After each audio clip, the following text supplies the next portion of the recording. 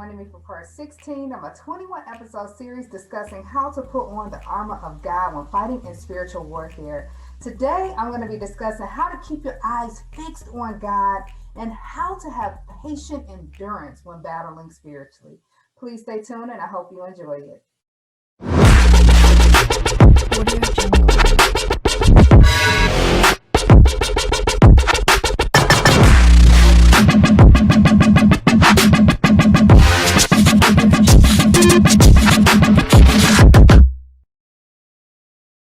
Hebrews 12 says, "And let us run with perseverance the race marked out for us, fixing our eyes on Jesus, the pioneer and perfecter of faith.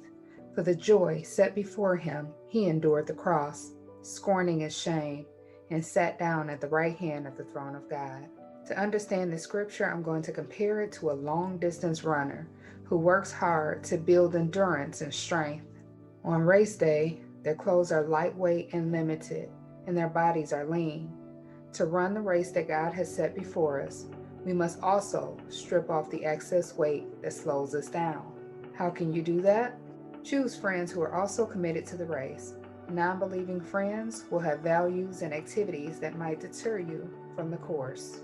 Drop or limit certain activities, such as continually checking messages, spending hours a day watching shows or playing video games, or shopping for non-essential items. They may be adding unnecessary weight. Try dropping them for a while, then check the results in your life.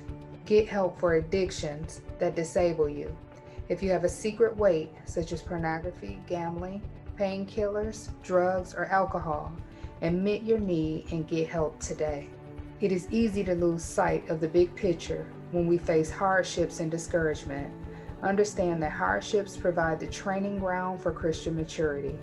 It develops our patience, makes us realize our need for Christ, strengthens our resolve, encourages humility, and ensures our final victory. If you are facing hardships in life, we should continue to run the race set before us, because just like Christ did not give up when persecuted, neither should we. Who loves his children more, the father who allows them to do whatever they want without restraint, or the one who corrects, trains, or even punishes them to help them learn what is right? No one likes to be corrected or disciplined by God, but his discipline shows his deep love for us.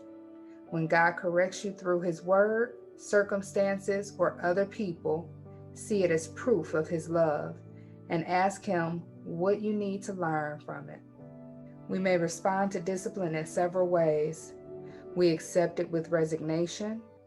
We can accept it with self-pity, thinking we really don't deserve it. We can be angry and resentful towards God. We can accept it graciously, letting it accomplish its purpose in our lives. The word or discipline that you receive is your clue to change your focus, because what follows your correction is important for your future. We should think of God as not only a disciplining parent, but also a coach who pushes us to our limits and requires discipline so we will win the reward of heaven. Although we may not feel strong enough to push on to victory, we will not be able to accomplish it as we follow Christ and trust him to strengthen our grip. Then we can use our growing strength to help those around us who are weak and struggling as we once were. We must not go forward with only our own survival in mind. Others will follow our example, and we have a responsibility to them if we are living for Christ, as we claim to be. Does our example clear the path of stumbling blocks and make the way easier for others to follow Christ and keep going? Do you raise the morale of others by demonstrating your grip on the purposes of God? Or do those who follow you end up confused or misled? Your encouragement can strengthen them, show them that God knows what he is doing, and teach them how to cooperate with his plans and trust in his promises. I want you to understand that when your eyes are fixed on the Lord, you have more joy. When you are focused on the things of the world, you tend to be more depressed with your circumstances. Joy comes from consistent time with God and not occasional time with the Lord.